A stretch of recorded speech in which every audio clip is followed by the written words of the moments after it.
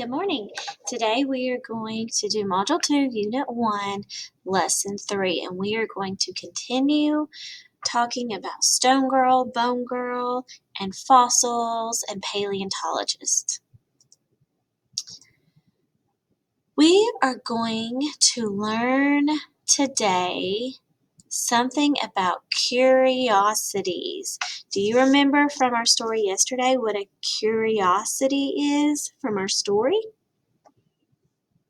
If you said fossils, you are correct. So we are going to have a curiosities museum, which means we are going to hold pictures of interesting fossils in our classroom and online. I will be showing you pictures of interesting fossils, and we will refer back to them as we continue on through this unit. Okay, so I'm going to show you your first fossil photo. Fossil photo number 1. Okay, I want you to look very closely at this photograph and tell me what you notice.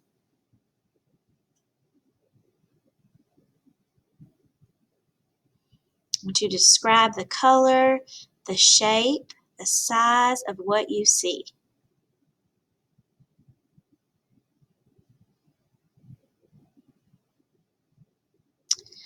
This is the jaw and the skull of a pocket mouse that lived 23 million years ago. It is very similar to the type of pocket mouse living today. Paleontologists can tell that the mouse's ears used to be very big. So this is a pocket mouse. Paleontologists learned that the ears were very big. Let's look at our learning target. I can answer questions about important events from the book Stone Girl, Bone Girl. If you did not listen to the story yesterday, you need to make sure you go back and listen to Stone Girl, Bone Girl, because we are going to be answering questions about the story and we are going to be looking at details from the story. Okay, let's look back at pages 1 through 4. In the story, Stone Girl, Bone Girl, Mary had few friends except her father, whom she adored. So let's talk about the sentence. Mary had few friends except her father, whom she adored. What's the meaning of this sentence? Let's do a language dive. First of all, we have Mary. Mary is who the sentence is about. Mary had few friends. How many is few? 3, not very many. So she had very few friends. So what if we said she had a few friends? Would that change the meaning of the sentence? Yes, if we said she had a few friends, a few is a more positive and usually means we have enough of something. Saying Mary had a few friends means she had a good number of friends. But if we just say she had few, that means she only had 3, not very many. Okay, so this means Mary didn't have a lot of friends, or Mary hardly had any friends. What's something that you have few of, or not very many of? What's something that you have enough of? Okay. Except her father. So Mary had few friends except her father. Whom did she have in her life who was separate from her few friends? Her father. Why do you think the author used the word except?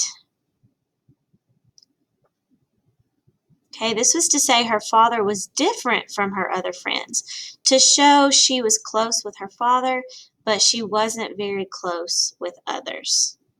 If we replace the word except and put the word including, let's see how that would sound. Mary had few friends, including her father. Okay, that would mean that just one of her few friends would be her father. So that would mean he wasn't different or special, but this says except her father. Whom she adored. What does that mean? How did Mary feel about her father? She adored him. That means she loved him. Okay, let's see if we can reconstruct this sentence. Had few friends, whom she adored, Mary, except her father. Can you put the chunks of the sentence in the correct sequence?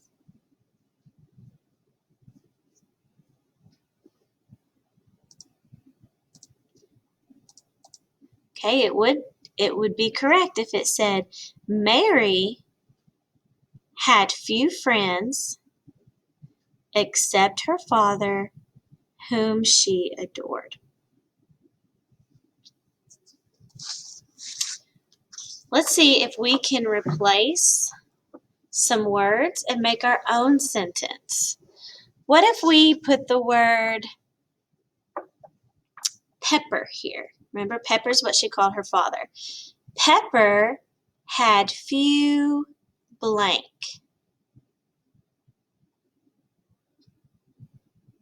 What do you think we could put there? What about Pepper had few children? Okay, let's try a new sentence. Let's use Mary. Mary had a few blank. Okay, I'm going to say Mary had a few challenges.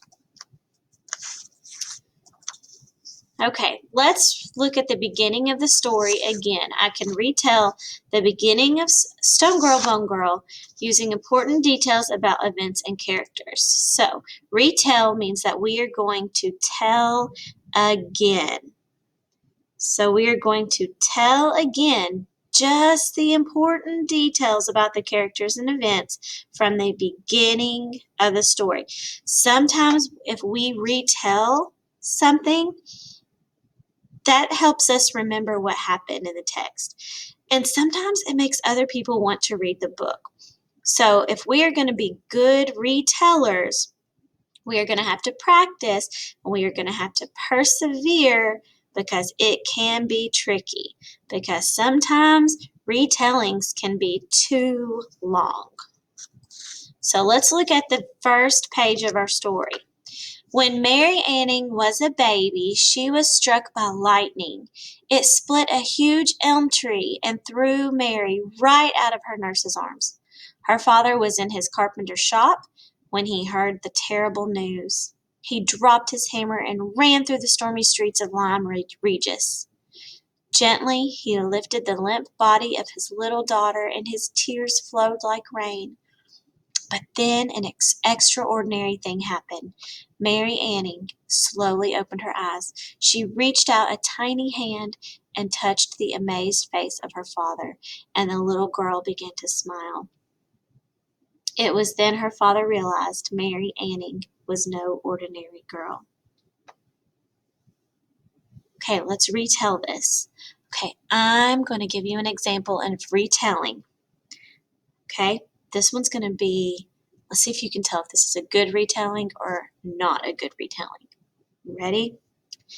First, there was a little girl. She was such a cute little baby, and she was being held by her nurses.